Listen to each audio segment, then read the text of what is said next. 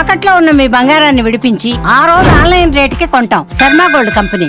ప్రేక్షకులందరికీ నమస్కారం. నేను గీతాంజలి. ప్రస్తుతం మనతో పాటు శృంగేరి శారదాపీఠ ఆస్థాన పండితులు, ప్రవచన నిధి డాక్టర్ బాచంపల్లి సంతోష్ కుమార్ శాస్త్రి గురువు గారు ఉన్నారు. వారితో మాట్లాడదాం. గురుగారు నమస్కారం అండి. నమస్కారం అమ్మా. నిత్య దీపారాధన అనేది ఎంతో ముఖ్యం అని చెప్తూ ఉంటారు. ఎందుకు చేయాలి అనేది ఒక ప్రశ్న అయితే, చేయటం వల్ల ఎటువంటి ఫలితం పొందుతాము అంటే, కోరికల కోసం చేయాలా నిత్య దీపారాధన, లేదు మన జీవితంలో మార్పు కోసం చేయాలా? మీరేం చెప్తారు? దీపం వెలిగించడం మన అంతరంగంలో జ్ఞానదీపం వెలగటానికి. బహిర్గతమైన దీపం నీకు జ్ఞానదీపం కావాలి. దీపంలో ఉండే రహస్యం ఇది. ప్రతి పూజలో దీపారాధన ప్రారంభమవుతుంది. మొట్టమొదలు చేసేదే మనం దీపారాధన. సాధ్యం త్రివర్తి సంయుక్తం వన్నినా యుజితం మయ గృహాన మంగళం దీపం త్రైలోక్య తిమిరాపహ అని మనం అలా చక్కగా శ్లోకం చెప్పి ఆ దీపాన్ని వెలిగిస్తాము. ఇది భారతీయ సంస్కృతి. ఎందుకంటే జ్యోతి అంటే సాక్షాత్తు తామగ్నివర్ణాం తపసా జ్వలంతి. దుర్గా సూక్తంలో అక్కడ వెలుగుతున్నటువంటి చైతన్యం అంటే ఆ చైతన్యమే దైవం. మొట్టమొదలు దీపంలో అగ్నిని వెలిగించి ఆ చైతన్యంలో భగవత్ శక్తిని దర్శిస్తాం. పూజ మొదలయ్యేదే చైతన్య ప్రభావాన్ని వ్యక్తం చేయటానికి. సర్వ చైతన్య రూపాం తాం ఆద్యాం విద్యాంచ ధీమహి బుద్ధిం యానః ప్రచోదయాత్.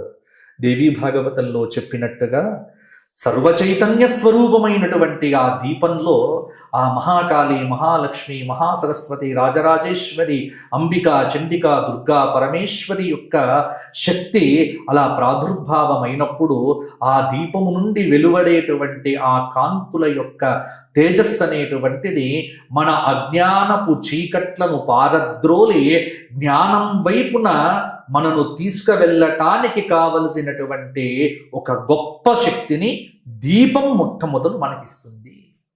కాబట్టి దీపారాధన చాలా రహస్యం. అందుకే ప్రతి చోట మీకు ఇంకొకటి అర్థం చేసుకోవాల్సింది ఏమిటంటే, ఎవరైనా పోయినప్పుడు కూడా దీపం పెట్టాలి అంటే అది నియమమే. పెడుతూ ఉంటారు, పెట్టాలి. పోయినప్పుడు శవం దగ్గర పెట్టే దీపము ఒక్క వత్తితో పెడతారు. ఒకే ఒక్క వత్తి. ఒక్క వత్తితో పెడితే, అంటే ఈ మధ్య కాలంలో ఎందుకు ఈ మాట చెబుతున్నానంటే, ఎవరైనా పోయారు అంటే మాకు అశౌచం వచ్చింది కాబట్టి మా ఇంట్లో దీపారాధన మానేశాము, సంవత్సర కాలము 6 నెలలు పెట్టట్లే, 10 రోజులు పెట్టట్లే. అసలు 10 రోజులు సంవత్సరం పెట్టడం అనేటువంటి దీపం మానేయాల్సిన పని ఎప్పుడూ లేదు. ఆ 11 రోజులు ఎప్పుడు పెట్టాలి దీపం, ఎప్పుడు పెట్టాలి. దీపం అనేటువంటిది ప్రతి నిత్యము వెలిగించవలసిందే. దీపం మానేయటానికి వీల్లేదు. కేవలం కార్తీక మాసంలో 1 రోజులు మాత్రమే దీపాలు పెడతాము. 365 దీపాలు వెలిగించేసి చేతులు దులిపేసుకుంటే మరల సంవత్సరం వరకు దీపాలు పెట్టకూడదు అన్న మీమాంసలో పడిపోతున్నారు జనమంతా కూడా. కానీ కాదు, దీపం నిత్యము. మీ ఇంట్లో అశౌచం వచ్చినప్పుడు కూడా దీపం వెలిగితే మంచిది. దీపానికి ఇబ్బంది లేదు, దీపం వెలగాలి. దీపం ఎందుకోసము అన్నటువంటి ప్రశ్నకు చాలా రకాలైనటువంటి సమాధానాలు ఉన్నాయి. ఇంతకుముందు చెప్పినట్టుగా దైవాన్ని మొట్టమొదలు దీపంలో, ఇప్పుడు మా ధర్మపురి కరీంనగర్ వైపు కులదేవత అని పెట్టుకుంటాం. ఏదైనా కార్యక్రమం చేసినప్పుడు, పెళ్లి కానీ ఏ కార్యక్రమం చేసినా కులదేవత అని పెట్టుకుంటాం. కులదేవతను దేనిలో ఆవాహనం చేస్తాము? ఒక గూట్లో ఒక మూకుడు పెట్టి, కంచు మూకుడు పెట్టి, దానిలో మట్టి ప్రమిదలో దానిలో నువ్వుల నూనె పోసి దీపం వెలిగించి దీపంలోనే కులదేవతను ఆవాహనం చేస్తాం.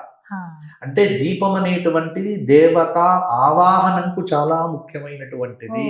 కాబట్టి దీపములో దేవత ఆవాహనం అయిపోతుంది. దీపములో దేవతా శక్తి అనేటువంటిది సుస్థిరంగా ఉంటుంది. అందుకే దీపం ఆరిపోకూడదు అంటారు. అంటే దేవత ఎప్పుడు కూడా చైతన్యవంతంగా ఉండాలి అని. కాబట్టి దీపము ఖచ్చితంగా నువ్వుల నూనెతోనే వెలిగించాలి.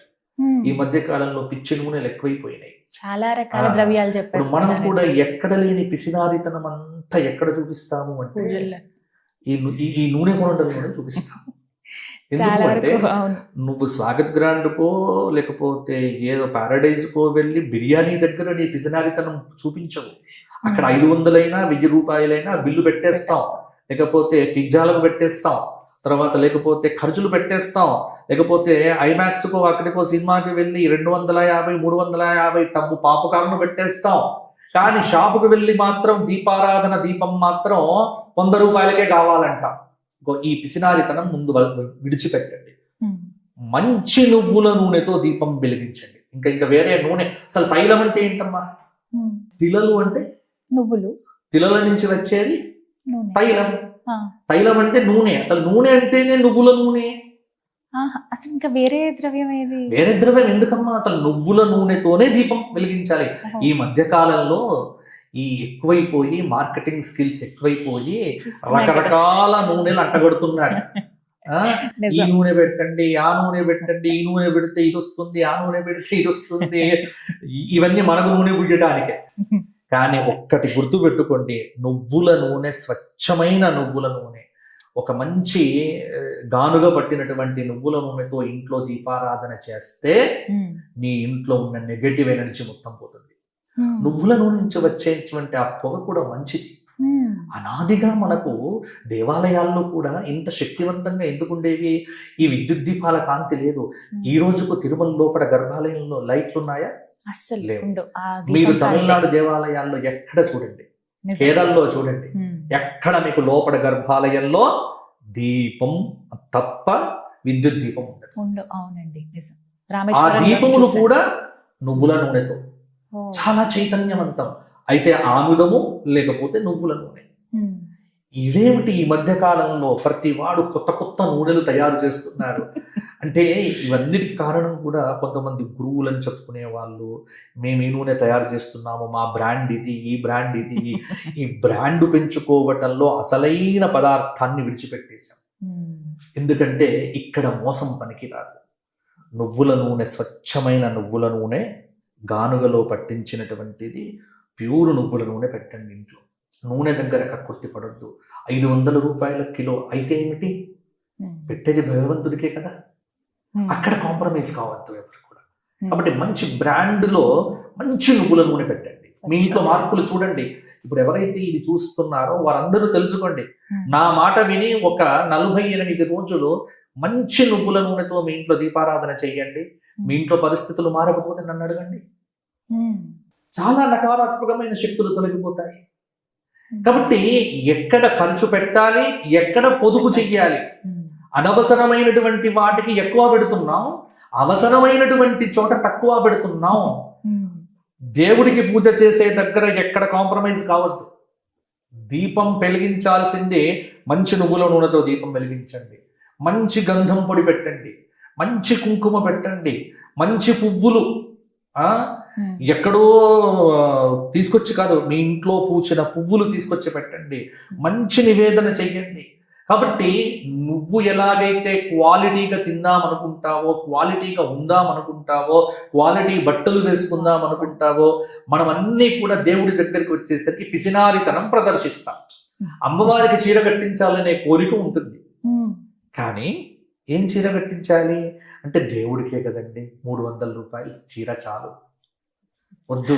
అసలు నన్ను ఇలాంటి ఒక పెద్ద ఆయన అడిగాడు, నేను అమ్మవారికి చీర కట్టిద్దాం అనుకుంటున్నాను, దీనికి ప్రమాణమైనది ఏదైనా ఉందా గురువు గారు అని. ఎలాంటిది కట్టించాలి అని అంటే నేనేం చెప్పాను, దీనికి ప్రమాణం అయితే ఏం లేదు, కానీ మా పెద్దలు చెప్పినటువంటి మాట ఒకటి ఉంది. మీ మ్యారేజ్ డే రోజున మీ ఆవిడకు ఎన్ని రూపాయలు పెట్టి చీరను కొనిస్తారో అంతే ఖర్చుతో అమ్మవారికి కూడా చీర పెట్టండి. అదే ప్రమాణం. అంతే. నువ్వు ఇంట్లో ఏదైతే వాడుకుంటావో అది భగవంతుడికి పెట్టు, మోసం లేదు కదా. మా ఆవిడకు నేను ఒక 10,000 రూపాయల చీర కొందాం అనుకుంటున్నాను, అదే 10,000 రూపాయలు అమ్మవారికి పెట్టు చీర.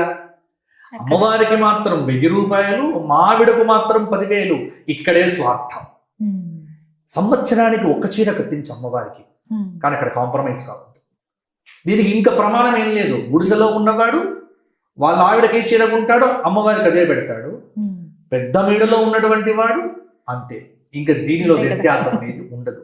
ఈ ఒక్క ప్రిన్సిపల్ ఫాలో అయితే దేవుడు ఖచ్చితంగా మనను ఆనందంగా ఉంచుతాడు. కాబట్టి దేవుడి దగ్గర లోభత్వం పనికిరాదు. కాబట్టి మంచి నూనెతో దీపారాధన చెయ్యండి. వత్తులు ఎన్ని పెట్టాలి? 90 ఏళ్ళు వస్తే ఇంకా వత్తుల గురించి మాట్లాడతారు. అదే 95 ఏళ్ళు వస్తున్నాయి మనుషులకు. నేను మొన్న కార్తీక మాసంలో చాలా మందికి ఇదే తిట్టాను నేను.